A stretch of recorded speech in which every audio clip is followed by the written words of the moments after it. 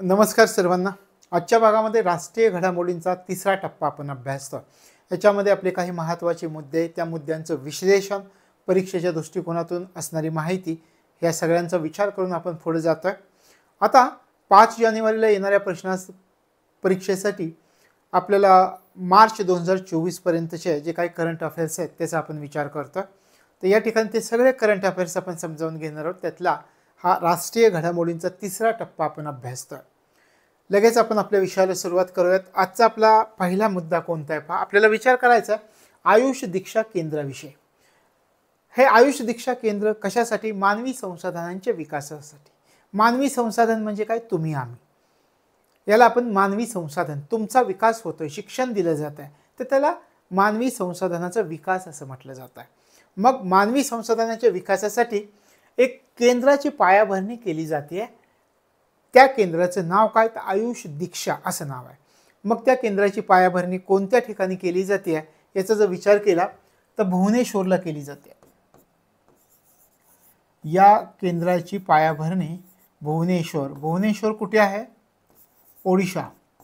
भुवनेश्वर ओडिशामध्ये याची पायाभरणी केली जाते. पण ही जी पायाभरणी केली जाते एका संस्थेच्या परिसरामध्ये केली जाते आणि तीही संस्था महत्त्वाची. मग कदाचित आपल्याला असं पण विचारतील की हे आयुष दीक्षा केंद्र जे उभारलं जात आहे ते कोणत्या संस्थेच्या परिसरामध्ये उभारलं जात आहे? तर केंद्रीय आयुर्वेद संशोधन संस्था आहे, त्या संस्थेच्या परिसरामध्ये हे उभारलं जात आहे.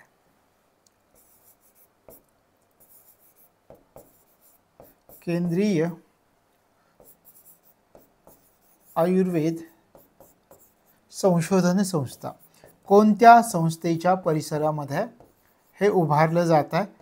तर केंद्रीय आयुर्वेद संशोधन संस्था या संस्थेच्या परिसरामध्ये उभारलं जात आहे. दोन गोष्टी तुमच्या लक्षामध्ये आल्या.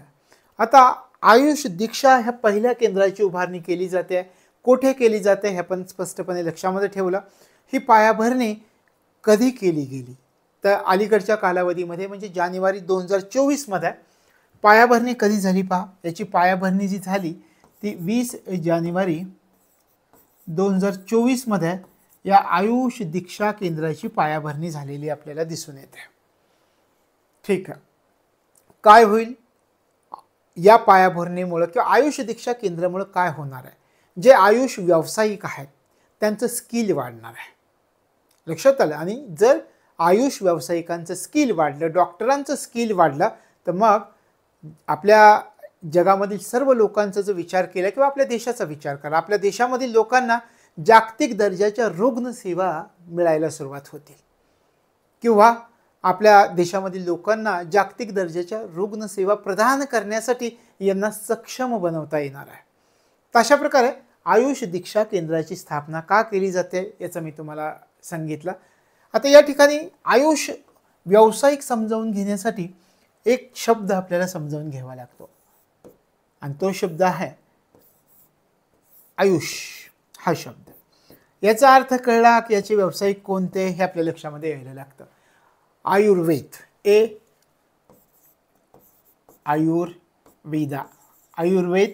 आयुर्वेदाचे प्रशिक्षण घेणारे काही डॉक्टर्स आहेत का?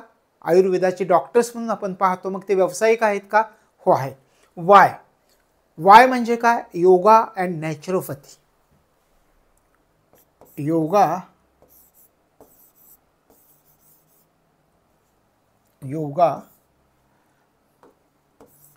And naturopathy.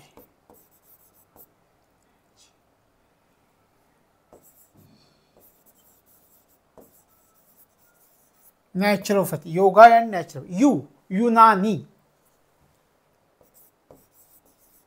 Unani. Yes, Siddhi.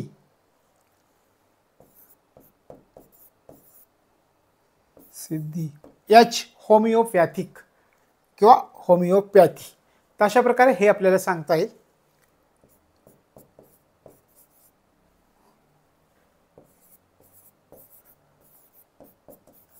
Homeopathy. तर अशा प्रकारे आयुष हे शब्द.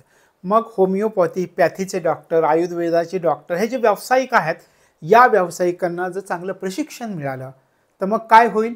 की त्यांच्या स्किलमध्ये सुधारणा होईल, त्यांच्या कौशल्यामध्ये सुधारणा होईल आणि त्यांच्या कौशल्यामध्ये जर सुधारणा झाली तर आपल्याला काय तर जागतिक दर्जाच्या रुग्णसेवा मिळायला सुरुवात होतील. तशा प्रकारे हे आपल्याला करायचं आहे, ह्यांचं स्किल वाढवायचं आहे, म्हणून आयुष दीक्षा केंद्राची स्थापना करण्यात आली आहे. लक्षात आलं, आयुष दीक्षा केंद्राची स्थापना का करण्यात आली, कोणत्या ठिकाणी करण्यात आली, कोणत्या संस्थेच्या परिसरामध्ये करण्यात आली, या 3 गोष्टींचा आपण विचार केला. आता विचार करा, तुम्हाला या ठिकाणी जर विचार केला तर आयुर्वेदा, योगायन, नॅचरोपॅथी, युनानी, सिद्धी, होमिओपॅथी आणि आणखी एक आहे ज्याला रिक्पा असं म्हटलं जातं. रिक्पा, रिक्पा, ग हे अर्ध ग पल जोडलं, रिक्पा. आता विचार करा, भारत आणि शेजारचे आशियाई देशांचा विचार करा. भारत आणि त्याच्या शेजारचे जे आशियाई देश आहेत याच्यामध्ये ज्या 6 भारतीय औषध पद्धती त्या ठिकाणी फेमस आहेत किंवा ज्या 6 भारतीय औषध पद्धती आहेत त्या या आहेत. मग यांचा विकास आपल्याला करायचा आहे. लक्षात आलं.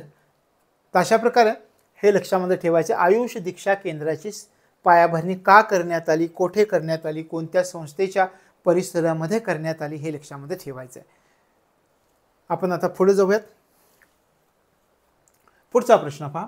प्राचीन भारतीय पारंपरिक पंचांगानुसार वेळ प्रदर्शित करण्यासाठी डिझाईन केलेल्या जगातील पहिल्या वैदिक घड्याळाचं या ठिकाणी 1 मार्च 2024 रोजी अनावरण करण्यात आलेलं आहे. म्हणजे मार्च 2024 ची ही घटना आहे, हे लक्षामध्ये ठेवायचे. कोणत्या ठिकाणी अनावरण करण्यात आलेलं आहे तर हे त्या स्थानाचं नाव आहे उज्जैन. उज्जैन कुठे येतं हे उज्जैन? याचं आपण प्राचीन भारताच्या इतिहासामध्ये महत्व अभ्यासतो. उज्जैन कुठे आहे? उज्जैन मध्य प्रदेशामध्ये आहे, MP मध्ये आहे. मध्य प्रदेश म्हणजे सुरुवातीला आपण आपल्या प्रश्नाचं उत्तर पाहिलं की प्राचीन भारतीय पारंपरिक पंचांगानुसार वेळ प्रदर्शित करण्यासाठी डिझाईन केलेल्या जगामधील पहिल्या वैदिक घड्याळाचं 1 मार्च 2024 रोजी कोणत्या ठिकाणी अनावरण करण्यात आलेलं आहे तर मध्य प्रदेशामधील उज्जैन या ठिकाणी अनावरण करण्यात आलेलं आहे. अशा प्रकारे या उज्जैन शहरामध्ये एक टॉवर आहे, त्या टॉवरवरती हे घड्याळ बसवलेलं दिसतं. 85 मीटर उंचीचा टॉवर आहे तो, फुटांचा, 85 फूट, 85 फूट उंचीवर असणाऱ्या टॉवर या ठिकाणी हे घड्याळ बसवलेलं आपल्याला दिसतं. लक्षात आलं. तशा प्रकारे प्राचीन भारतीय पारंपरिक पंचांगानुसार वेळ प्रदर्शित करण्यासाठी डिझाईन केलेल्या जगातील पहिल्या वैदिक घड्याळाचं कोणत्या ठिकाणी अनावरण करण्यात आलं तर उज्जैन मध्य प्रदेश या ठिकाणी अनावरण करण्यात आलेलं आहे. आणि कोणत्या स्थळावरती तर शहरामध्ये जंतर मंतर या ठिकाणी हा टॉवर आहे 85 फूट उंचीचा आणि त्याच्यावरती हे घड्याळ बसवण्यात आलेलं आहे, हे लक्षामध्ये ठेवायचं आहे. पुढच्या प्रश्नाकडे जाऊया. वॉल्ट डिस्ने या कंपनीनं भारतातील कोणत्या कंपनीबरोबर भागीदारी करार केला आहे? वॉल्ट डिस्ने या कंपनी. आता याच्यामध्ये जर तुम्हाला सिनेमाची आवड असेल तर तुम्हाला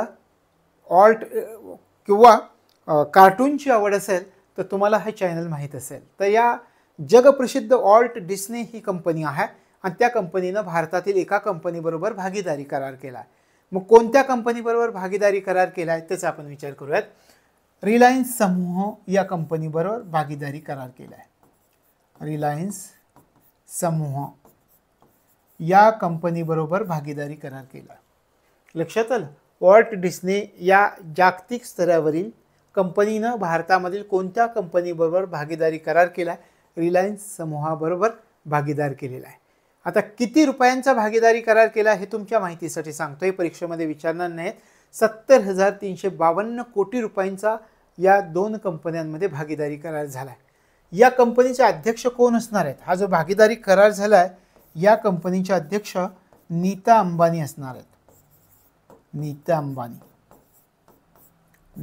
अंबानी.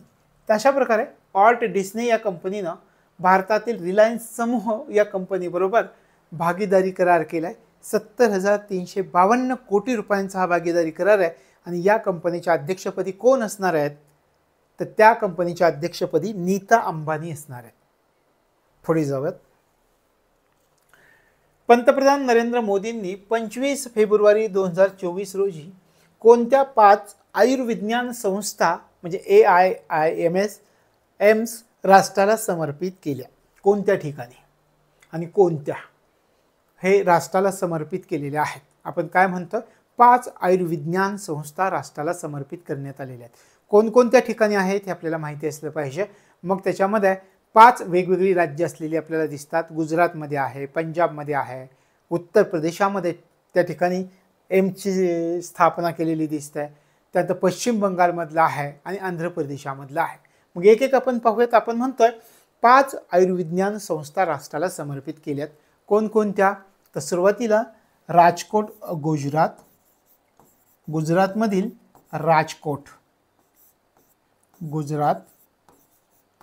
त्याच्यानंतर दुसरं राज्य कोणतं आहे पहा, दुसरं राज्य मी तुम्हाला पंजाब सांगितलं. पंजाबमधलं भटिंडा,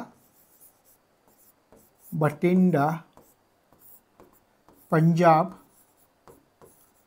त्याच्यानंतर तिसरं जे आहे ते आहे उत्तर प्रदेशामधलं. उत्तर प्रदेशामधील रायबरेली आहे, ज्या ठिकाणावरून राहुल गांधी आता लोकसभेचे निवडणूक लढवलेली आहे. तुमच्या लक्षात ठेवण्यासाठी सांगतोय, उत्तर प्रदेश, UP. त्याच्यानंतर पश्चिम बंगालमधलं एक ठिकाण आहे. पश्चिम बंगालमधलं कोणतं ठिकाण आहे तर कल्याणी, पश्चिम बंगाल, कल्याणी, पश्चिम बंगाल.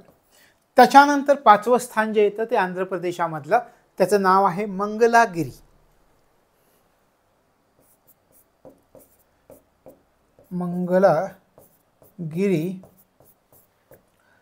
आंध्र प्रदेश,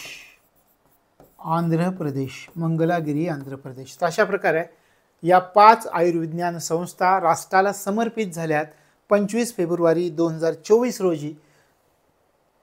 त्या कोणत्या ठिकाणच्या या 5 संस्था? तर राजकोट, भटिंडा, रायबरेली, कल्याणी, मंगलागिरी. लक्षात आलं? 5 एम्स आयुर्विज्ञान संस्था राष्ट्राला समर्पित झाल्या. कोणत्या ठिकाणच्या समर्पित झाल्या? तर या ठिकाणच्या समर्पित झालेल्या आहेत, हे लक्षात ठेवा. पुढे जाऊयात.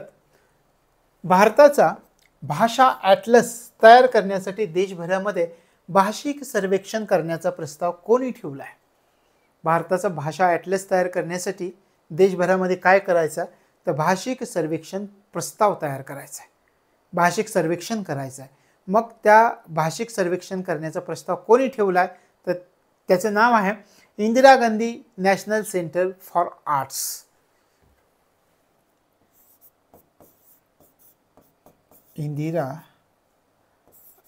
गांधी नॅशनल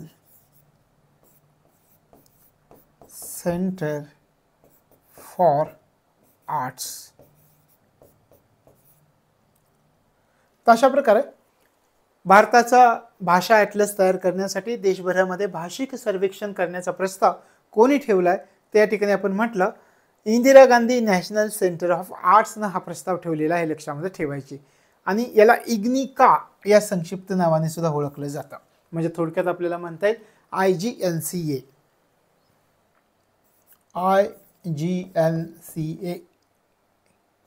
या संक्षिप्त नावाने ओळखलं जातं. याची स्थापना 1985 मध्ये झालेली होती. आता पहा, या ठिकाणी एक गोष्ट मी तुम्हाला थोडीशी चर्चा करतो. आपण या ठिकाणी म्हणतोय की भारताचा भाषा ॲटलस तयार करण्यासाठी देशभरामध्ये भाषिक सर्वेक्षण करण्याचा प्रस्ताव ठेवलाय. आणि कोणी ठेवलाय तर IGNCA ने म्हणजे Indira Gandhi national centre for आर्ट्सनं ठेवलाय. मग मला प्रश्न असा पडतो की भारताचं पहिलं आणि सर्वात व्यापक असं भाषिक सर्वेक्षण याच्या अगोदर झालं होतं का, कधी झालं होतं आणि कोणी केलं होतं? म्हणजे हा प्रश्न तुम्हाला जर कधी विचारला की भारताचं पहिलं सर्वात व्यापक भाषिक सर्वेक्षण खालीलपैकी कोणामार्फत करण्यात आलेलं होतं? हो, ते करण्यात आलेलं होतं. पहिलं व्यापक भाषिक सर्वेक्षण भारताचं कधी करण्यात आलेलं होतं? स्वातंत्र्यपूर्वीच्या कालावधीमध्ये करण्यात आलेलं होतं 1928 मध्ये. भारताचं पहिलं भाषिक सर्वेक्षण केव्हा झालं? 1928 मध्ये ते प्रकाशित सुद्धा करण्यात आलेलं होतं. आता विचार करा की आपल्या देशाचं पहिलं सर्वात व्यापक भाषिक सर्वेक्षण कोणी केलं होतं? तर त्यांचं नाव होतं Abraham Gierson, George Abraham Gierson, sir George Abraham Gierson यांनी आपल्या देशाचं सर्वात पहिलं भाषिक सर्वेक्षण केलं होतं. लक्षात आलं? स्वातंत्र्यप्राप्तीच्या अगोदर. आणि आपण आत्ता काय म्हणतोय की भारताचा भाषा ॲटलस तयार करण्यासाठी ह्या IAGNCA Indira Gandhi national centre for आर्ट्सना देशभरामध्ये भाषिक सर्वेक्षण करण्याचा प्रस्ताव ठेवलेला आपल्याला दिसून येतो. लक्षात आलं? आणि मग आपण विचार केला की याच्या अगोदर आपल्या देशाचं सर्वात व्यापक भाषिक सर्वेक्षण कधी झालं होतं का? हो, झालं होतं. स्वातंत्र्य प्राप्तीपूर्वी हे झालं होतं 1928 मध्ये. आणि ते कोणी केलं होतं? तर सर जॉर्ज अब्राहम गियर्सन यांनी केलं होतं. हे लक्षात ठेवायचं. पुढे जाऊयात. सिक्कीममधील पहिल्या रेल्वे स्थानकाचं भूमिपूजन करण्यात आलं आहे. हे स्थानक कोणत्या नावाने ओळखलं जातं? आता या ठिकाणी तुमच्या मनामध्ये थोडासा असा प्रश्न निर्माण होईल की सिक्कीममधल्या पहिल्या रेल्वे स्थानकाचं भूमिपूजन झालं आहे, म्हणजे याच्या अगोदर सिक्कीममध्ये रेल्वे नव्हती का? तर नव्हती. आज आत्ता या वर्षामध्ये जे आपण पाहतोय, स्वातंत्र्यप्राप्तीपासून 2024 वर्ष उजेडावं लागला की आपल्याच देशातील एका भागामध्ये पहिल्यांदा रेल्वे जाते. तशा प्रकारे सिक्कीममध्ये पहिल्या रेल्वे स्थानकाचं भूमिपूजन केलं गेलं आहे. मग हे स्थानक कोणत्या नावाने ओळखलं जातं? तर त्याचं नाव आहे रांगपो. रांगपो या स्थानकाचं भूमिपूजन केलं गेलेलं आहे. लक्षात आलं? तर हे लक्षामध्ये ठेवायचं आहे. कोणी भूमिपूजन केलं? तर यावेळी आपल्या देशाचे पंतप्रधान नरेंद्र मोदी त्या ठिकाणी उपस्थित होते. आणि हे भूमिपूजन कधी झालं आहे? तर आत्ता फेब्रुवारी 2024 मध्ये हे भूमिपूजन आपल्या देशाच्या पंतप्रधानांनी केलेलं आहे. तशा प्रकारे आत्तापर्यंत सिक्कीम हे राज्य रेल्वे स्टेशन नसलेलं भारतातलं एक राज्य होतं. पण आता पहिल्या रेल्वे स्थानकाचं भूमिपूजन सिक्कीममध्ये सुद्धा झालं आहे. आणि त्या स्थानकाचं नाव काय आहे? तर रांगपो आहे. हे लक्षामध्ये ठेवायचं आहे. आता तुम्ही म्हणाल, मग सिक्कीम फक्त रस्त्यानेच जोडलं गेलं होतं का भारताशी? हो, सिक्कीम फक्त आत्तापर्यंत रस्त्यानेच जोडण्यात आलेलं राज्य होतं. आणि तो सुद्धा महत्त्वाचा महामार्ग सिक्कीमला जोडणारा जो होता NH10, याच्यावरती एक पिक्चर पण आला होता. लक्षात आलं? तर अशा प्रकारे सिक्कीममधील पहिल्या रेल्वे स्थानकाचं भूमिपूजन करण्यात आलं आहे. हे स्थानक कोणत्या नावाने ओळखलं जातं? तर रांगपो या नावाने ओळखलं जातं. त्यानंतर पहा, कोणत्या IITच्या संशोधकांनी कर्करोगावर उपचारासाठी भारतीय मसाल्यांच्या वापराचं पेटंट मिळवलं आहे? कोणत्या IITच्या संशोधकांनी कर्करोगावरती उपचारासाठी? आता या ठिकाणी काही गोष्टी आहेत पहा, की कदाचित तुम्हाला हे पण विचारता येईल की कर्करोगावर उपचारासाठी कशाच्या वापराचं पेटंट मिळवलं आहे? तर भारतीय मसाल्यांच्या वापराचं पेटंट मिळवलं आहे. मग कोणत्या संस्थेच्या संशोधकांनी, कोणत्या IITच्या संशोधकांनी अशा प्रकारचं पेटंट मिळवलं आहे? तर त्या संस्थेचं किंवा IITचं नाव आहे IIT मद्रास. IIT मद्रास असं त्या संस्थेचं नाव आहे. तशा प्रकारे IIT मद्रासच्या संशोधकांनी कर्करोगावर उपचारासाठी भारतीय मसाल्यांच्या वापराचं पेटंट मिळवलं. हे लक्षामध्ये ठेवायचं आहे. आणि ही औषधं बाजारामध्ये कधीपर्यंत येतील? तर याचा जर तुम्ही विचार केला तर ही जी औषधं आहेत ती बाजारामध्ये 2028 पर्यंत येण्याची शक्यता आहे. 2028 पर्यंत येण्याची शक्यता आहे. लक्षात आलं? आणि सगळ्यात महत्त्वाचं म्हणजे ही जी औषधं बनवली जाणार आहेत ना, तर त्या औषधांपासून कोणत्याही प्रकारचे विषारी दुष्परिणाम होणार नाही आहेत. तर अशा प्रकारे हे महत्त्वाचा मुद्दा आपला स्टार करून ठेवा तुमच्या नोटबुकमध्ये, की IIT मद्रासच्या संशोधकांनी कर्करोगावर उपचारासाठी, कोणत्या रोगावर उपचारासाठी, हे पण आपल्यासाठी महत्त्वाचं आहे. याच्यावरती पण प्रश्न येईल. कर्करोगावर उपचारासाठी भारतीय मसाल्यांच्या वापराचं पेटंट मिळवलं आहे. आणि ही जी औषधं आहेत ती औषधं बाजारात कधीपर्यंत येतील? 2028 पर्यंत. आणि विषारी दुष्परिणामांचा जर विचार केला तर या औषधांपासून कोणत्याही रुग्णावर कोणताही विषारी दुष्परिणाम या ठिकाणी होणार नाही आहे. पुढच्या प्रश्नाकडे जाऊ. आता हा प्रश्न तुम्हाला माहिती असणं गरजेचं आहे. देशात 2031-32 पर्यंत आणखी 18 अणुप्रकल्प उभारण्यात येणार आहेत. यामधून वीज निर्मिती क्षमतेमध्ये किती मेगावॅटने वाढ होणार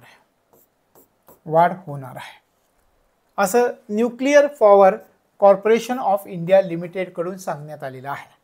म्हणजे देशामध्ये कधीपर्यंत किती अणुप्रकल्प उभारले जाणार आहेत हे अगोदर लक्षात घ्या. या ठिकाणी आपल्याला सांगितलंय 2031-32 पर्यंत 2031-32 पर्यंत आणखी म्हणजे जे आत्ता अस्तित्वात आहेत त्याच्यापेक्षा आणखी 18 अणुप्रकल्प उभारले जाणार आहेत. यामधून मग काय होईल तर वीज निर्मितीच्या क्षमतेमध्ये वाढ होईल. मग ते विचारतायत आपल्याला की या वीज निर्मितीच्या क्षमतेमध्ये कितीने वाढ होणार आहे. ठीक आहे, असं कोणी सांगितलंय? Nuclear power corporation of India लिमिटेडनं NPCILनं सांगितलेलं आहे. आता आपल्याला विचार करायचा आहे की हे जे नवीन अणुप्रकल्प उभारले गेले तर किती मेगावॅटने वाढ होऊ शकते. त्या ठिकाणी NPCILनं जे सांगितलंय त्यानुसार 13,800 मेगावॅट एवढी वाढ होऊ शकते.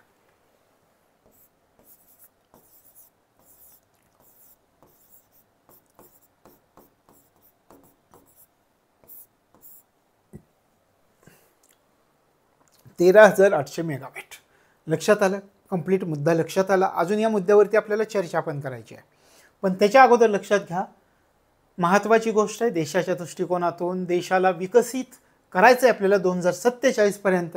त्या दृष्टिकोनातून जी पावलं उचलली जात आहेत त्यातलं हे एक पाऊल म्हणून आपल्याला त्याच्याकडे पाहावं लागेल. मग देशात कोणत्या वर्षापर्यंत 2031-32 या वर्षापर्यंत हा पण विचारतील आणखी किती अणुप्रकल्प उभारले जाणार आहेत. 18 अणुप्रकल्प उभारले जाणार आहेत. याच्यामुळं काय होणार आहे, देशाच्या वीज निर्मिती क्षमतेमध्ये वाढ होईल. किती वाढ होईल? 13,800 मेगावॅट वाढ होईल असं कोणी सांगितलंय? Nuclear power corporation of India limited म्हणजे NPCILनं सांगितलेलं आहे. महत्त्वाची गोष्ट. आता पहा, या ठिकाणी जर तुम्ही विचार केला आणखी 18 अणुप्रकल्प उभारले जाणार आहेत, मग कुठेतरी तुमच्या मनामध्ये असा प्रश्न निर्माण होतोय का, सध्या देशामध्ये किती अणुभट्ट्या कार्यरत आहेत आणि त्या अणुभट्ट्यांची क्षमता किती आहे? सध्याचा जर तुम्ही विचार केला आजचा, तर देशामध्ये 24 अणुभट्ट्या कार्यरत आहेत. आपल्या देशामध्ये 24 अणुभट्ट्या. आजचा विचार करतोय आपण 2024 मधला. आजचा जर विचार केला तर आपल्या देशामध्ये 24 अणुभट्ट्या कार्यरत आहेत आणि या 24 अणुभट्ट्यांची कार्यक्षमता किती आहे तर 8,180 मेगावॅट आहे. 8,180 मेगावॅट. या 24 अणुभट्ट्यांची क्षमता 8,180 मेगावॅट आहे. आता विचार करा, तुम्हाला सद्यस्थिती लक्षात आली. 31-32 पर्यंत आणखी 18 अणुप्रकल्प उभारले जातील आणि ते काय म्हणतात की यामधून वीज निर्मिती क्षमतेमध्ये वाढ होईल. ती वाढ होईल 13,800 मेगावॅट. आणि सध्याच्या स्थितीचा जर आपण विचार केला तर आपल्या देशामध्ये 24 अणुभट्ट्या आणि त्यांची क्षमता किती आहे तर 8,180 मेगावॅट. या 24 अणुभट्ट्यांची क्षमता. आता समजा ह्या 18 अणुप्रकल्प उभारले, 13,800 मेगावॅट एवढी वीज निर्मिती क्षमतेमध्ये वाढ झाली तर अणुप्रकल्पांच्या वीज निर्मितीची क्षमता कितीपर्यंत पोहोचेल? या 18 अणुप्रकल्प तयार झाल्यानंतर कितीपर्यंत पोहोचेल? पहा कितीपर्यंत पोहोचते. दोन्हींची बेरीज करता येते का तुम्हाला? या ठिकाणी आपण पाहूया. या ठिकाणी जर विचार केला पण 13,800 हे आणि 8,180 कितीपर्यंत पोहोचते? 0, 8, 9, 11, 21,980 पर्यंत. पण आपल्याला जो आकडा दिलाय हा आपण याच्यावरून काढला, पण NPCILनं जो आपल्याला आकडा दिलाय त्याचा जर विचार केला तर त्यांचं म्हणणं असं आहे की हा 18 अणुप्रकल्प ज्यावेळी पूर्ण होतील तेव्हा देशाची वीज निर्मितीची क्षमता 22,480 मेगावॅटपर्यंत पोहोचणार आहे. NPCIL काय म्हणते? NPCIL म्हणते 18 अणुप्रकल्प जर पूर्ण झाले तर आपल्या देशाची वीज निर्मितीची क्षमता कितीपर्यंत पोहोचेल तर 22,480 मेगावॅटपर्यंत पोहोचेल. 480 मेगावॅट पर्यंत पोहोचेल. तर अशा प्रकारे हा महत्त्वाचा प्रश्न तुमच्या लक्षामध्ये आलेला असेल. देशात 2031-32 पर्यंत आणखी 18 अणुप्रकल्प उभारले जाणार आहेत आणि यामधून वीज निर्मिती क्षमतेमध्ये वाढ होईल. किती वाढ होईल याच्याबद्दल NPCIL म्हणते की 13,800 मेगावॅटनी वाढ होईल. आणि सध्याचा आपण विचार केला तर आपल्या देशामध्ये 24 अणुभट्ट्या आणि त्यांची क्षमता किती आहे तर 8,180 मेगावॅट 24 अणुभट्ट्यांची. आणि NPCIL म्हणते की हे 18 अणुप्रकल्प जर तयार झाले तर आपल्या देशाची वीज निर्मितीची क्षमता किंवा अणुप्रकल्पांच्या वीज निर्मितीची क्षमता 22,480 मेगावॅट असणार आहे. लक्षात आलं. पुढे जाऊयात. सध्या चर्चेत असलेला किरू हायड्रो इलेक्ट्रिक प्रकल्प किंवा जलविद्युत प्रकल्प कोठे आहे? किरू हायड्रो इलेक्ट्रिक प्रकल्प सध्या चर्चेमध्ये असलेला किरू हायड्रो इलेक्ट्रिक प्रकल्प कशासाठी? भ्रष्टाचारासंबंधी चर्चेत आहे. मग आपल्याला विचारता येईल की सध्या चर्चेमधील असलेला हा किरू हायड्रो इलेक्ट्रिक प्रकल्प किंवा जलविद्युत प्रकल्प कोणत्या ठिकाणी? जम्मू काश्मीरमध्ये आहे. हे चर्चेमध्ये असलेला प्रकल्प आहे. आपल्याला माहिती असणं गरजेचं आहे. कशासाठी चर्चेत आहे हे पण मी तुम्हाला सांगितलं. हा चर्चेमध्ये आहे की भ्रष्टाचारामुळे चर्चेमध्ये आहे. लक्षात आलं. आता या ठिकाणी किरू हायड्रो इलेक्ट्रिक प्रकल्प आपण म्हणतो किंवा जलविद्युत प्रकल्प कोणत्या नदीवर आहे? चिनाब नदीवरती आहे. हे लक्षात ठेवा. चिनाब नदीवर हा प्रकल्प कोणत्या नदीवरती आहे? तर चिनाब नदीवरती आहे. हा प्रकल्प चिनाब नदीवर आहे. कोणत्या नदीवर आहे? चिनाब नदीवरती आहे. तर अशा प्रकारे सध्या हा कोणत्या कारणामुळे चर्चेत आहे हे विचारलं तर भ्रष्टाचार.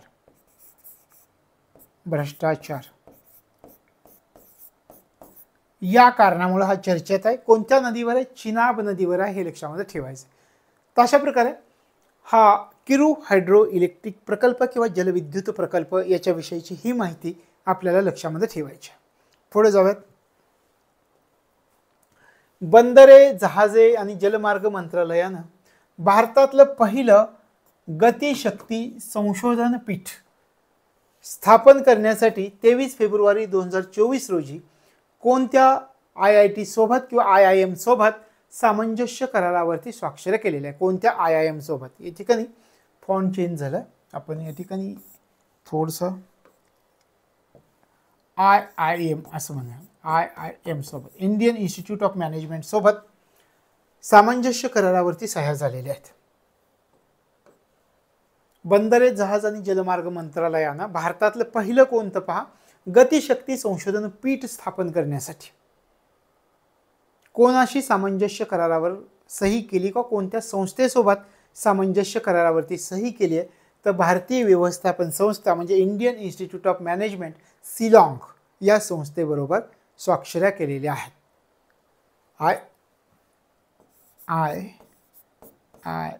IIM Shillong, Indian institute of management, भारतीय व्यवस्थापन संस्था शिलाँग याच्या सोबत सामंजस्य करारावर स्वाक्षरी केली. बंदरे, जहाज आणि जलमार्ग मंत्रालयानं गतिशक्ती संशोधन पीठ स्थापन करण्यासाठी कोणत्या IIM सोबत सामंजस्य करारावर सही केली? तर IIM Shillong, Indian institute management किंवा भारतीय व्यवस्थापन संस्था शिलाँग यांच्यासोबत सामंजस्य करारावरती स्वाक्षऱ्या केलेल्या आहेत. हे लक्षामध्ये ठेवायचं. आता विचार करा काय म्हणताय? बंदरे, जहाज आणि जलमार्ग मंत्रालय म्हणताय गतिशक्ती संशोधन पीठ स्थापन करायचं आहे मला. मग साहजिकच आहे आपल्या मनामध्ये प्रश्न यायला हवा की अशा प्रकारचा हे गतिशक्ती संशोधन पीठ स्थापन कशासाठी करायचं आहे?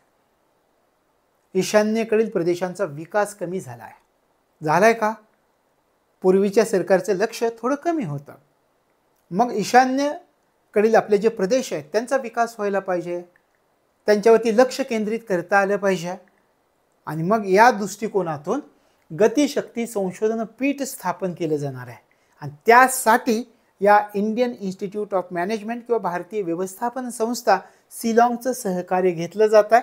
आणि या IIM शिलाँग बरोबर सामंजस्य करारावरती स्वाक्षऱ्या केल्या जात आहेत. लक्षात आलं. मग विविध क्षेत्रांमध्ये म्हणजे आपल्याला म्हणता येईल मल्टी मॉडल लॉजिस्टिक या क्षेत्रामधील जे एज्युकेशनल रिसर्च आहे तो एज्युकेशनल रिसर्च किंवा शैक्षणिक संशोधन आपल्याला वाढवायचं आहे. म्हणून गतिशक्ती संशोधन पीठची स्थापना करायची आहे आणि त्यासाठी आपण भारतीय व्यवस्थापन संस्था शिलाँगचा सहकार्य घेतोय आणि त्याच्याबरोबर सामंजस्य करारावरती स्वाक्षऱ्या केलेल्या आपल्याला आढळून येतात. लक्षात आलं. पुढे जाऊया. छत्तीसगड सौर ऊर्जा प्रकल्प कोणत्या राज्यामध्ये? हा प्रकल्प चर्चेमध्ये आहे. छत्तीसगड सौर ऊर्जा प्रकल्प आपल्याला विचारतील छत्तीसगड सौर ऊर्जा प्रकल्प कोणत्या राज्यामध्ये आहे? तर हा आहे राजस्थान राज्यामध्ये. छत्तीसगड सौर ऊर्जा प्रकल्प कोणत्या राज्यामध्ये आहे? कोणत्या राज्यामध्ये? राजस्थान राज्यामध्ये आहे. आता कोणाचा प्रकल्प आहे? NTPCचा प्रकल्प आहे. लक्षात आलं. NTPCचा प्रकल्प आहे. कोणाचा आहे? कदाचित विधानामध्ये आपल्याला विचारतील. NTPCचा हा प्रकल्प आहे. रिन्युएबल प्रकल्प म्हणून याला ओळखलं जातं. NTPCचा हे पण विचारतील. आता विचार करा, एक एक गोष्टीचा आपण विचार करूया. छत्तीसगड सौर ऊर्जा प्रकल्प मी तुम्हाला सांगितलं NTPCचा रिन्युएबल एनर्जी लिमिटेडचा हा प्रकल्प आहे. ठीक आहे. आता याचं व्यावसायिक कार्य सुरू झालं आहे. कधीपासून याचं व्यावसायिक कार्य सुरू झालं आहे? याचं व्यावसायिक कार्य सुरू झालं आहे फेब्रुवारी 2024 पासून. याचं व्यावसायिक कार्य सुरू झालं आहे 21 फेब्रुवारी 2024 पासून या छत्तीसगड सौर ऊर्जा प्रकल्पाचं व्यावसायिक कार्य सुरू झालं आहे. आता किती क्षमतेचं व्यावसायिक कार्य सुरू झालं आहे? मग आपल्याला सांगता येतं हे जे व्यावसायिक कार्य सुरू झालं तर ते 70 मेगावॅट क्षमतेचे व्यावसायिक कार्य सुरू झालं आहे. 70 मेगावॅट क्षमतेचं व्यावसायिक कार्य सुरू झाले. तर अशा प्रकारे छत्तीसगड सौर ऊर्जा प्रकल्प कोणत्या राज्यामध्ये? राजस्थान राज्यामध्ये आहे. हा प्रकल्प कोणाचा आहे? तर NTPCचा आपण नॅशनल थर्मल पॉवर कॉर्पोरेशनचा रिन्युएबल एनर्जी लिमिटेडचा हा प्रकल्प आहे असं आपण म्हटलं. हा प्रकल्पाचं व्यावसायिक कार्य सुरू झालं आहे 21 फेब्रुवारी 2024 पासून. याचं जे व्यावसायिक कार्य सुरू झालं आहे ते किती क्षमतेचं आहे? किती मेगावॅट क्षमतेचं आहे? 70 मेगावॅट क्षमतेचं आहे. चला अजून काय सांगितलं जात आहे? हे व्यावसायिक कार्य आत्ता जरी सुरू झालेलं असलं तरी सुद्धा याची पूर्ण क्षमता किती आहे? ह्या छत्तीसगड सौर ऊर्जा प्रकल्पाची पूर्ण क्षमता किती आहे याचा जर तुम्ही विचार केला तर 150 मेगावॅट. पूर्ण क्षमता किती आहे? 150 मेगावॅट. आणि सध्या किती क्षमतेचं व्यावसायिक कार्य सुरू झालंय? तर 70 मेगावॅट क्षमतेचं व्यावसायिक कार्य सुरू झालंय. अशा प्रकारे छत्तीसगड सौर ऊर्जा प्रकल्प चर्चेत आहे. याच्याविषयी एवढी माहिती असणं आपल्याला गरजेचं आहे. पुढच्या प्रश्नाकडे जाऊयात. 1300 ते 1500 वर्ष जुनी 2 बदामी चालुक्य मंदिरे आणि 1200 वर्ष जुना शिलालेख कोणत्या राज्यामध्ये सापडला आहे? आता बदामी म्हटलं की दक्षिणेकडची राज्य, बदामी चालुक्य मंदिरं म्हटलं की दक्षिणेकडची राज्य. काय विचारलंय आपल्याला? महत्वाचं आहे पहा. 1300 ते 1500 वर्ष जुनी 2 बदामी चालुक्य मंदिरं आणि 1200 वर्ष जुना शिलालेख सापडलाय. कोणत्या राज्यामध्ये सापडलाय? तामिळनाडू, आंध्र प्रदेश, कर्नाटक, तेलंगणा. कोणत्या राज्यामध्ये सापडलाय? तेलंगणा राज्यामध्ये हे सापडलाय. लक्षात ठेवा, तेलंगणा राज्यामध्ये हे सापडलेलं आहे. 2 किती वर्ष जुनी? 1300 ते 1500 वर्ष जुनी 2 बदामी चालुक्य मंदिरं आणि 1200 वर्ष जुना शिलालेख तेलंगणा राज्यामध्ये सापडलेला आहे. हे लक्षामध्ये ठेवायचं. नोट्समध्ये त्याचा ॲक्च्युअल फोटो पण मी तुम्हाला दिला आहे. आता आणखी काय विचारतील? आपल्याला विचारलंय कोणत्या राज्यामध्ये सापडला? तेलंगणा. पण जर असं विचारलं तर अशा प्रकारचे शिलालेख किंवा अशा प्रकारची मंदिरं कोणत्या गावामध्ये आढळून आलेली आहेत? थोडा वेगळा प्रश्न.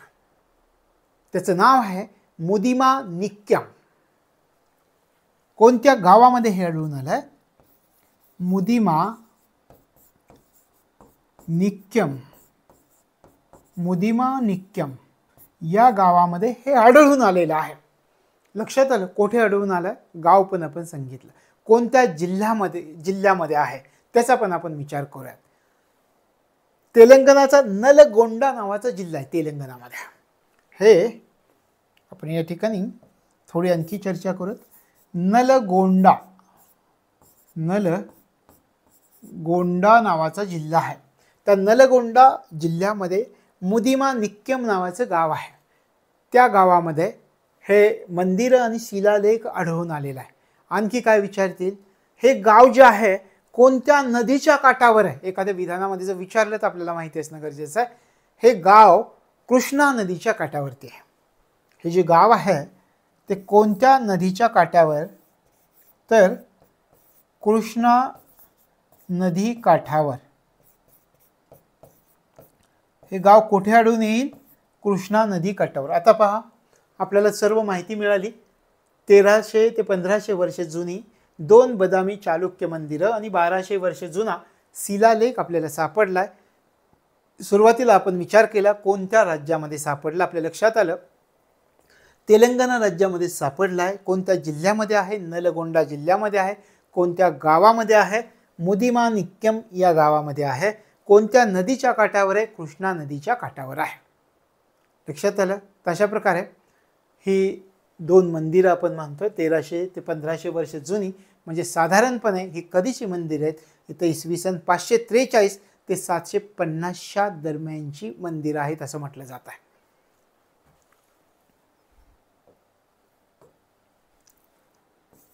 इसवी सन 543 ते इसवी सन 750 दरम्यानची ही मंदिरं आहेत असं म्हटलं जात आहे. 8व्या आणि 9व्या शतकातील शिलालेख कोणत्या शतकातील आहेत असं म्हटलं जात आहे. हे शिलालेख 8व्या ते 9व्या शतकातील आहेत असं म्हटलं जात आहे. म्हणजे याच्याबद्दलची संपूर्ण माहिती आपल्याला जी न्यूजमध्ये आपण ऐकली या ठिकाणी सांगता येईल 9व्या शतकातील आहेत असं म्हटलं जात आहे. आता सगळी माहिती आपल्या पुढे आली. अशा प्रकारची 2 मंदिरं सापडली आहेत. 1200 वर्ष जुना शिलालेख सापडला आहे. तो शिलालेख 8व्या ते 9व्या शतकातील असं म्हटलं जात आहे. मंदिरं इसवी सन पूर्व 543 ते 750 मधली आहेत असं म्हटलं जात आहे. आणखी ही जी मंदिरं सापडलेली आहेत तर ती मंदिरं कोणत्या शैलीत बांधण्यात आलेली आहेत असं आढळून आलं, हे पण विचारते. तर ती शैली कदंब नागरा शैली. कोणत्या शैलीमध्ये ही मंदिरं आढळून आली आहेत, ही जी चालुक्य मंदिरं आहेत ही कोणत्या शैलीमध्ये बांधण्यात आलेली आहेत, कदंब नगारा शैली. कदंब नगारा शैली या शैलीमध्ये ही मंदिरं बांधण्यात आलेली आहेत. आता विचार करा, सगळे पॉईंट्स आपले क्लिअर झाले का? सर्व प्रकारे आपल्याला माहिती मिळाली. 1300 ते 1500 वर्ष जुनी 2 बदामी चालुक्य मंदिरं आणि 1200 वर्ष जुना शिलालेख तेलंगणा राज्यामध्ये नलगोंडा जिल्ह्यामध्ये मुदिमा निक्कम गावामध्ये कृष्णा नदीच्या काठावर सापडलेला आहे. आणि चालुक्य मंदिरं कोणत्या शैलीमधली आहेत, कदंब नगारा शैलीमधली आहेत. जी मंदिरं आहेत ती इसवी सन पूर्व 543 ते 750 दरम्यानच्या आहेत असं म्हटलं जात आहे. आणि शिलालेख 8व्या ते 9व्या शतकातील आहे अशा प्रकारची चर्चा आहे. मग अशा प्रकारे जर प्रश्न विचारला तर हे सगळे मुद्दे जर तुम्हाला माहीत असतील तर मग काही फॅक्ट्स जरी विचारले, विधानं जरी विचारली तर तुम्हाला त्या ठिकाणी ते उत्तर कळणार आहे. आपण पुढे जाऊयात.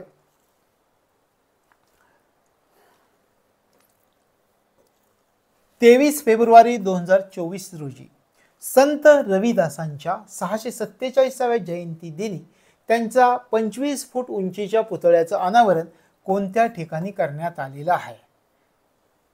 संत रविदासांचा पुतळा उभारला गेला. 647वी जयंती होती त्यांची आणि हे फेब्रुवारी 2024 मध्ये झालं. कोणत्या ठिकाणी? संत रविदास. पंतप्रधानांनी पण उल्लेख केला होता का यांच्यामध्ये? आठवत आहे तुम्हाला? फेब्रुवारीमध्ये पंतप्रधानांचं लोकसभेची जी जागा आहे जिथून निवडून येतात ते स्थान वाराणसी उत्तर प्रदेश. वाराणसी याच ठिकाणी त्यांचा जन्म झाला असं म्हटलं जातं. अशा प्रकारे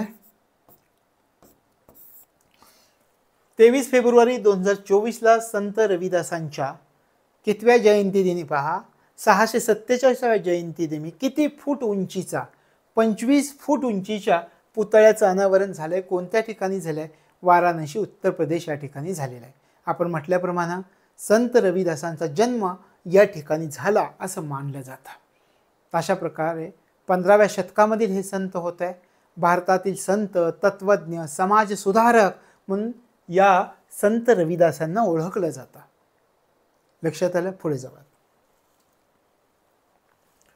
कपिल वस्तू अवशेष म्हणून ओळखले जाणारे भगवान बुद्धांचे हाडांचे अवशेष कोणत्या देशामध्ये नेण्यात आले आहेत? हे चर्चेमध्ये कपिल वस्तू अवशेष हे जर तुम्हाला विचारलं हे काय आहेत, तर भगवान बुद्धांच्या हाडांचे अवशेष आहेत. ते कोणत्या देशामध्ये नेण्यात आलेले आहेत आत्ता अलीकडच्या कालावधीमध्ये? तर हे थायलंड या देशामध्ये नेण्यात आलेले आहेत. थायलंड या देशामध्ये नेण्यात आलेले आहेत. आता हे अवशेष कोणी शोधून काढले होते? तर त्यांचं नाव आहे विल्यम क्लॅक्स्टन असं त्यांचं नाव आहे. हे अवशेष तुमच्या माहितीसाठी सांगतोय, विचारणार नाहीत आपल्याला, पण माहिती पाहिजे. एखादं विधान जर विचारलंच तर मात्र मग आपल्याला थोडी तरी आपल्याला माहिती असणं गरजेचं आहे. क्लॅक्स्टन विल्यम क्लॅक्स्टन यांनी हे शोधून काढलेले होते. हे अवशेष कधी शोधून काढले होते यांनी? विल्यम क्लॅक्स्टन यांनी 1898 मध्ये हे अवशेष शोधून काढले होते. ते आता आपण म्हणतोय की भगवान बुद्धांच्या हाडांचे अवशेष थायलंड या देशामध्ये नेण्यात आलेले आहेत. हे सगळ्यात महत्त्वाचं आहे. आता आपण एक गोष्ट मी तुम्हाला सांगितली, याच्या संबंधित आणखी एक गोष्ट सांगतो की हे अवशेष कोणी शोधून काढले? तर विल्यम क्लॅक्स्टन यांनी 1898 मध्ये शोधून काढले होते. कोठून शोधून काढले होते? उत्तर प्रदेशामधलं एक स्थान आहे पिपहवा, त्याचं असं नाव आहे.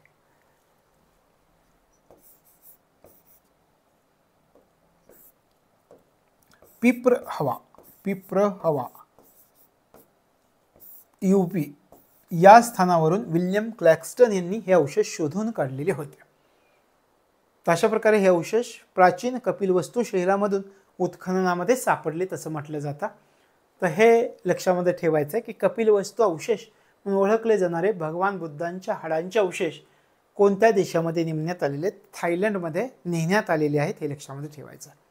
पुढे जाऊयात. देशातील पहिल्या स्किल इंडिया सेंटरचं उद्घाटन कोणत्या ठिकाणी करण्यात आलेलं आहे? महत्त्वाचा प्रश्न आहे. देशातील पहिलं स्किल इंडिया सेंटर कोणत्या ठिकाणी करण्यात आलेलं आहे? महत्त्वाचं आहे. संबलपूर या ठिकाणी. संबलपूर ओडिशा. संबलपूर ओडिशा या ठिकाणी करण्यात आलेलं आहे. अशा प्रकारे देशातील पहिल्या स्किल इंडिया सेंटरचं उद्घाटन कोणत्या ठिकाणी करण्यात आलंय? संबलपूर ओडिशा या ठिकाणी करण्यात आलेलं आहे. हे लक्षामध्ये ठेवायचं. लक्षात आलं? कधी उद्घाटन झालंय? फेब्रुवारी 2024 मध्ये या देशातील पहिल्या स्किल इंडिया सेंटरचं उद्घाटन झालंय. फेब्रुवारी 2024 मध्ये. लक्षात आलं? कधी उद्घाटन झालंय. आता देशातलं पहिलं स्किल इंडिया सेंटर म्हणजे काय? प्रभावी शिक्षण द्यायचं आहे. कशाचं प्रभावी शिक्षण द्यायचं आहे? तरुणांमध्ये रोजगारासाठी कौशल्य निर्माण झालं पाहिजे. मग तरुणांमध्ये रोजगाराचं जर कौशल्य निर्माण करायचं असेल तर त्यांना उत्कृष्ट पायाभूत सुविधा दिल्या पाहिजेत. त्यांना अत्याधुनिक तंत्रज्ञान उपलब्ध करून दिलं पाहिजे. त्यांना आधुनिक सुविधा उपलब्ध करून दिल्या पाहिजेत. आणि हे सगळं कुठे मिळेल? तर स्किल इंडिया सेंटरमध्ये मिळेल. लक्षात आलं? प्रभावी शिक्षण द्यायचं का? जगाच्या बाजारपेठेमध्ये आपण उतरायचं आहे ना. जगाच्या बाजारपेठेच्या तुलनेत त्या दर्जाचा माल आपल्याला तयार करावा लागेल. आणि तो माल जर तयार करायचा असेल तर आपल्या तरुणांना प्रशिक्षण द्यावं लागेल. आणि हे प्रशिक्षण सोपं व्हावं यासाठी आपल्या देशामध्ये पहिल्या स्किल इंडिया सेंटरची स्थापना ओडिशामधील संबलपूर या ठिकाणी करण्यात आलेला आहे. स्किल इंडिया सेंटरमधून या तरुणांना उत्कृष्ट पायाभूत सुविधा उपलब्ध करून दिल्या जातील. अत्याधुनिक तंत्रज्ञान त्यांना उपलब्ध करून दिलं जाईल. त्याच्याविषयी प्रशिक्षण दिलं जाईल. आधुनिक सुविधा त्यांना त्या ठिकाणी उपलब्ध करून दिल्या जातील. आणि अशा प्रकारे या ठिकाणी उत्कृष्ट शिक्षण आपण म्हणतोय प्रभावी शिक्षण तरुणांना उपलब्ध करून दिले जाणार आहे. लक्षात आलं. मग सुरुवातीला लक्ष ठेवलं आहे ओडिशामधील संबलपूर या ठिकाणी जर पहिलं स्किल इंडिया सेंटरचं आपण उद्घाटन करतोय तर सुरुवातीच्या कालावधीमध्ये किती विद्यार्थ्यांना आपल्याला सक्षम करायचं आहे या ठिकाणी ठरवलं आहे. सुरुवातीला 1200हून अधिक विद्यार्थ्यांना आपल्याला सक्षम करायचं आहे. अधिक विद्यार्थी 1200हून अधिक विद्यार्थी यांना आपल्याला सक्षम करायचं आहे. आणि मग काय होईल सक्षम केल्यानंतर 21व्या शतकामध्ये हे जे मार्केटमध्ये या मुलांना जर उतरवलं तर ते आपल्या स्वतःच्या स्किलना ही जगाची बाजारपेठ काबीज करू शकतील. त्या ठिकाणी त्या दर्जाची उत्पादनं तयार करू शकतील. तशा प्रकारे 1200हून अधिक विद्यार्थ्यांना सक्षम घेण्याचा वसा या ठिकाणी स्वीकारला आहे आणि त्यामुळे देशातलं पहिलं स्किल इंडिया सेंटरचं उद्घाटन ओडिशामधील संबलपूर या ठिकाणी करण्यात आलेलं आहे. हे लक्षामध्ये ठेवा. 20 फेब्रुवारी 2024 मध्ये. पुढचा प्रश्न, 20 फेब्रुवारी 2024 रोजी पंतप्रधान नरेंद्र मोदी यांनी कोणत्या IITचा परिसर विकास प्रकल्प राष्ट्राला समर्पित केला? IIT हैदराबादचा. IIT हैदराबाद माहिती असावं तुम्हाला. इंडियन 20 फेब्रुवारी 2024ला पंतप्रधान नरेंद्र मोदींनी कोणत्या IITचा परिसर विकास प्रकल्प राष्ट्राला समर्पित केला आहे? तर IIT हैदराबाद याचा परिसर विकास प्रकल्प राष्ट्राला समर्पित केला आहे. म्हणजे यावेळी काय झालेलं होतं 20 फेब्रुवारी 2024ला तर IIT हैदराबाद कॅम्पसचं उद्घाटन करण्यात आलं आणि याच्यासाठी सरकारने जवळजवळ 1089 कोटी रुपयांचा प्रकल्प या ठिकाणी उभारलेला आपल्याला दिसतो किंवा खर्च केलेले दिसतात. हे लक्षामध्ये ठेवायचं आहे. पुढच्या प्रश्नाकडे जाऊयात. Deenbandhu Chhoturam thermal power plant हा चर्चेमध्ये आहे. हा कोणत्या राज्याचा पहिला अल्ट्रा सुपर क्रिटिकल तंत्रज्ञानावर आधारित ऊर्जा प्रकल्प असणार आहे? Deenbandhu Chhoturam thermal power plant कोणत्या राज्याचा पहिला अल्ट्रा सुपर क्रिटिकल तंत्रज्ञानावर आधारित ऊर्जा प्रकल्प असणार आहे? कोणत्या राज्याचा? हरियाणा. हरियाणा राज्याचा हा आपण म्हणता पहिला अल्ट्रा सुपर क्रिटिकल तंत्रज्ञानावर आधारित ऊर्जा प्रकल्प असणार आहे. ऊर्जा प्रकल्प. किती क्षमता या ऊर्जा प्रकल्पाची? या प्रकल्पाची क्षमता आहे 800 मेगावॅट. या प्रकल्पाची क्षमता आहे 800 मेगावॅट. लक्षात आलं.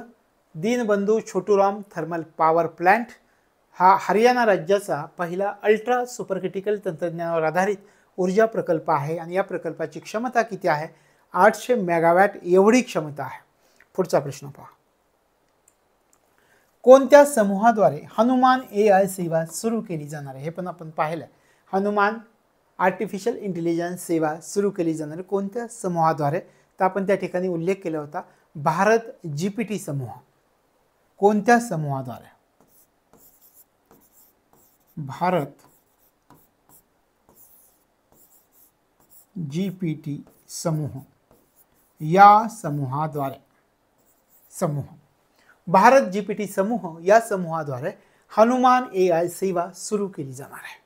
किंवा उलटही विचारतील भारत GPT समूहाद्वारे कोणती AI सेवा सुरू करण्यात आलेली आहे? सुरू करण्यात आलेल्या AI सेवेचं नाव काय आहे? हनुमान. लक्षात आलं. आता हा प्रकल्प कोणत्या कंपनीचा आहे? हे जे उभारलंय हा प्रकल्प कोणत्या कंपनीचा आहे हे पण विचारतील का विधानात देतील. रिलायन्स इंडस्ट्रीजचा आहे. रिलायन्स इंडस्ट्रीज तुम्हाला माहिती आहे मुकेश अंबानी यांची आहे. रिलायन्स इंडस्ट्रीजचा हा प्रकल्प कोणाचा आहे? कोणत्या खाजगी कंपनीचा आहे? रिलायन्स इंडस्ट्रीजचा हा प्रकल्प आहे. हे लक्षामध्ये ठेवायचं आहे. तर अशा प्रकारे भारत GPT समूह आपण म्हणतोय आणि भारत GPT समूहाद्वारे पहिली चॅट GPT सेवा सुरू केली जाणार आहे. चॅट GPT सेवा. जीपीटी सेवा कोणत्या नावाने? हनुमान या नावाने सुरू केली जाणार आहे. लक्षात आलं? या मॉडेलला कोणतं नाव देण्यात आलेलं आहे? हनुमान AI असं नाव देण्यात आलेलं आहे. आता विचार करा, आपण म्हणतोय की हनुमान AI मॉडेल असं आपण म्हणतोय. काय काम करणार आहे हनुमान AI मॉडेल? सांगता येईल तुम्हाला काय काम करणार आहे? हनुमान AI मॉडेल जे आहे ते किती भाषांद्वारे काम करणार आहे? आता एक एक मी तुम्हाला सांगतो. हनुमान AI हे जे म्हणतोय आपण या ठिकाणी, हे किती भाषांद्वारे काम करेल? तर 11 स्थानिक भाषांमध्ये. हनुमान AI मॉडेल किती भाषांमध्ये काम करणार आहे? 11 स्थानिक भाषा. महत्त्वाच्या ज्या भाषा आहेत जास्तीत जास्त आपल्या देशामध्ये बोलल्या जाणाऱ्या, त्या 11 स्थानिक भाषांमध्ये हनुमान AI मॉडेल काम करणार आहे. आता विचार करा, हनुमान AI मॉडेल 11 स्थानिक भाषांमध्ये काम करणार आहे, पण कोणत्या क्षेत्रांमध्ये काम करणार आहे? आरोग्य सेवांच्या, प्रशासनाच्या, आर्थिक सेवांच्या आणि शिक्षणाच्या, या 4 क्षेत्रांमध्ये. मग आपल्याला हे विचारतील, हनुमान मॉडेल हे कोणत्या क्षेत्रांमध्ये, कोणत्या 4 क्षेत्रांमध्ये काम करणार आहे? कोणत्या 4 क्षेत्रांमध्ये काम करणार आहे हनुमान मॉडेल? आरोग्य सेवा हे एक मॉडेल झालं. 4 क्षेत्रांमध्ये आपण म्हणतोय काम करणार आहे. ती 4 क्षेत्र कोणती? तर ही 4 क्षेत्र आहे: आरोग्य सेवा, प्रशासन, आर्थिक सेवा,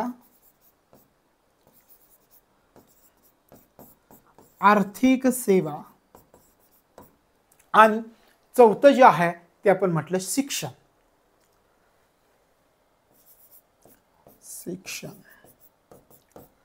या 4 क्षेत्रांमध्ये हनुमान मॉडेल काम करणार. आता हनुमान मॉडेल विषयी तुम्हाला सगळी माहिती आलेली असेल. लक्षात आलं? सुरुवातीला आपण म्हटलं हनुमान AI सेवा सुरू केली जाते कोणामार्फत? भारत जीपीटी समूहामार्फत सुरू केली जाते. आता या समूहाला कोणाचा पाठिंबा आहे? या समूहाला रिलायन्स इंडस्ट्रीजचा पाठिंबा आहे. सुरू कोण करताय? भारत जीपीटी समूह. पाठिंबा कोण देत आहे? रिलायन्स इंडस्ट्रीज याला पाठिंबा देत आहे. मग अशा प्रकारे भारत जीपीटी समूह लवकरच आपली चॅट जीपीटी सेवा सुरू करताय. त्या मॉडेलला त्यांनी नाव दिलंय हनुमान. लक्षात आलं? मग आपण विचार केला, हनुमान मॉडेल किती भाषांमध्ये काम करणार आहे? आपल्या लक्षात आलं, हनुमान मॉडेल 11 स्थानिक भाषांमध्ये काम करेल. पुन्हा आपण विचार केला, हनुमान मॉडेल कोणत्या क्षेत्रामध्ये काम करणार आहे? आपल्या लक्षात आलं, हनुमान मॉडेल 4 क्षेत्रामध्ये काम करेल: आरोग्य सेवा, प्रशासन, आर्थिक सेवा, शिक्षण. लक्षात राहील का? हे लक्षात ठेवायचं आहे. पुढच्या प्रश्नाकडे जाऊया. पुढचा प्रश्न पहा. यू तिरोट सिंग. आता याच्या पुतळा जो आहे त्याचं पिक्चर मी तुम्हाला नोट्समध्ये दिलं आहे. यू तिरोट सिंग यांच्या पुतळ्याचं कोणत्या ठिकाणी अनावरण करण्यात आलं आहे? यू तिरोट सिंग, ढाका बांगलादेश या ठिकाणी अनावरण करण्यात आलं आहे. ढाका बांगलादेश या ठिकाणी अनावरण करण्यात आलं. ढाका बांगलादेश. तशा प्रकारे यू तिरोट सिंग यांच्या पुतळ्याचं कोणत्या ठिकाणी अनावरण करण्यात आलेलं आहे? तर ढाका बांगलादेश या ठिकाणी अनावरण करण्यात आलेलं आहे. आता या ठिकाणी एक गोष्ट तुम्ही म्हणाल, ढाकाशी काय संबंध आहे आपला? राष्ट्रीय घडामोडी चाललेल्या आहेत.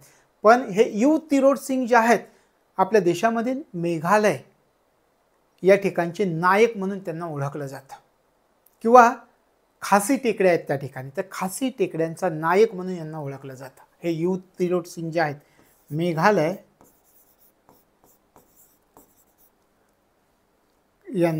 या ठिकाणचं, मेघालय खासी टेकड्यांचा नायक असं यांना म्हटलं जातं. मेघालयामधील खासी टेकड्यांचा नायक असं यांना म्हटलं जातं.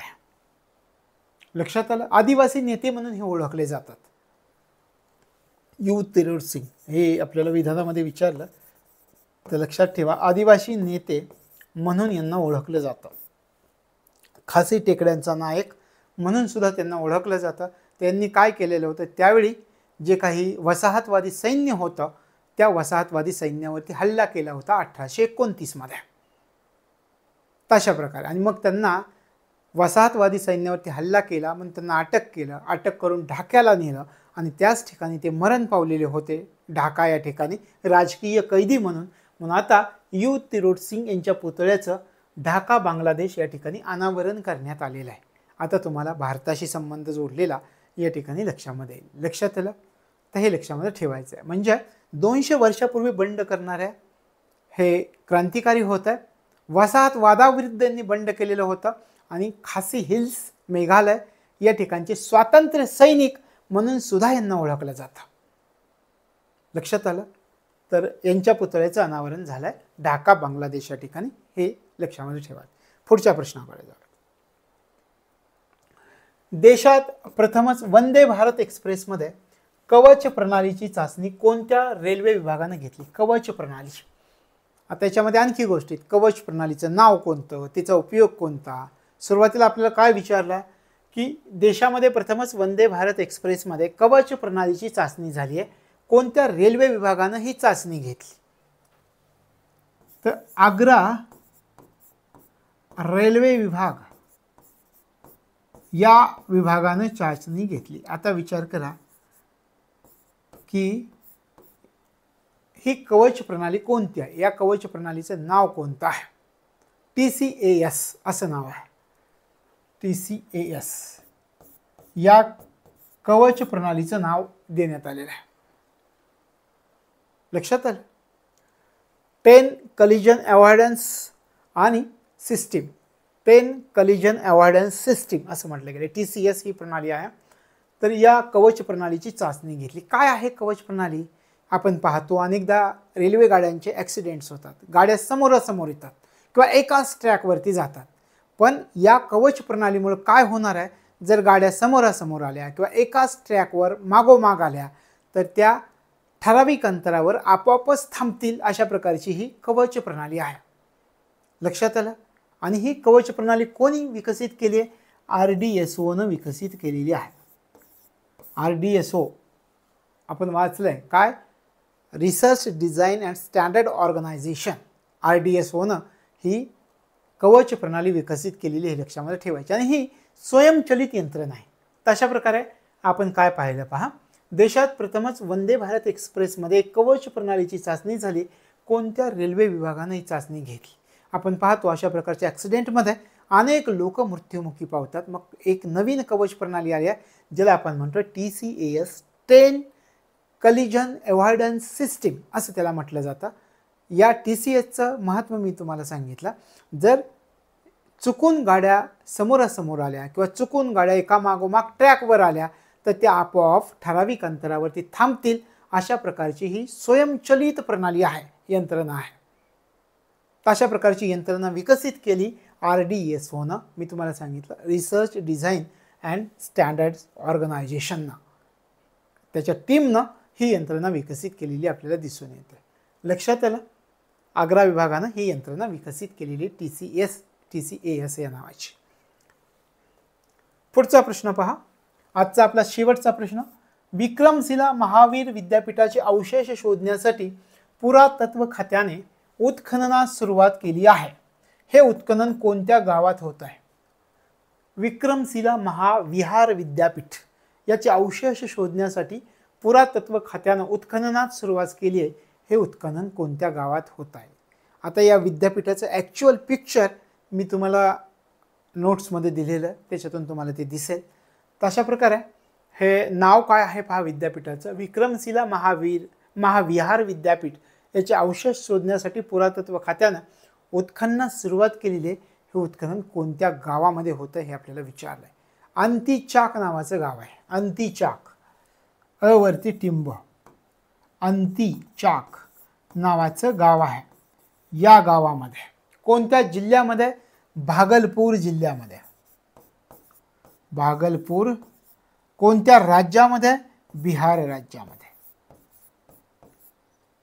अंतीचाक गावामध्ये, भागलपूर जिल्ह्यामध्ये, भागलपूर जिल्ह्यामध्ये आणि बिहार राज्यामध्ये अशा प्रकारे उत्खनन होत आहे. लक्षात आलं. हे लक्षामध्ये ठेवायचं आहे. तशा प्रकारे या विद्यापीठाचा जर विचार केला तसं म्हटलं जातं की 4 शतकापर्यंत हे विद्यापीठ कार्यरत होतं. पाल साम्राज्याचा एक राजा होता, राजा धर्मपाल. यानं या विद्यापीठाची स्थापना केली होती. धर्मपाल राजा या राजानं या विद्यापीठाची स्थापना केली होती आणि जवळजवळ 4 शतकं हे विद्यापीठ कार्यरत होतं. तशा प्रकारे हे त्याला विक्रमशिला महाविहार विद्यापीठच्या अवशेष शोधण्यासाठी पुरातत्व खात्याने सुरुवात केली. कोणत्या गावात केली? अंतीचाक गावामध्ये. कोणत्या जिल्ह्यामध्ये? भागलपूर जिल्ह्यामध्ये. कोणत्या राज्यामध्ये? बिहार राज्यामध्ये. आणि त्या राजाचं नाव काय होतं ज्यानं स्थापन केलं? धर्मपाल. असं पाल साम्राज्याचा राजा होता हा. तर यानं हे विद्यापीठ स्थापन केलं होतं आणि हे विद्यापीठ 4 शतकापर्यंत कार्यरत होतं. कधी स्थापन केलं होतं याने हे विद्यापीठ? 7व्या ते 8व्या शतकात यानं या धर्मपाल राजानं हे विद्यापीठ स्थापन केलं होतं असा अंदाज काढलेला आहे. तशा प्रकारे आजचा आपला शेवटचा प्रश्न. यानंतर राष्ट्रीय घडामोडींचे पुढचे टप्पे चालूच राहतील. अजून 2 ते 4 टप्पे होण्याची शक्यता आहे आणि मग त्याच्यानंतर पूर्ण राष्ट्रीय घडामोडी जानेवारी 2024 ते मार्च 2024च्या संपतील. त्यानंतर आपण पुरस्कारांना सुरुवात करणार आहोत. तर या ठिकाणी आपण थांबतो. भेटूयात पुढच्या भागामध्ये. तोपर्यंत तुम्हाला तुमच्या अभ्यासासाठी मनापासून शुभेच्छा.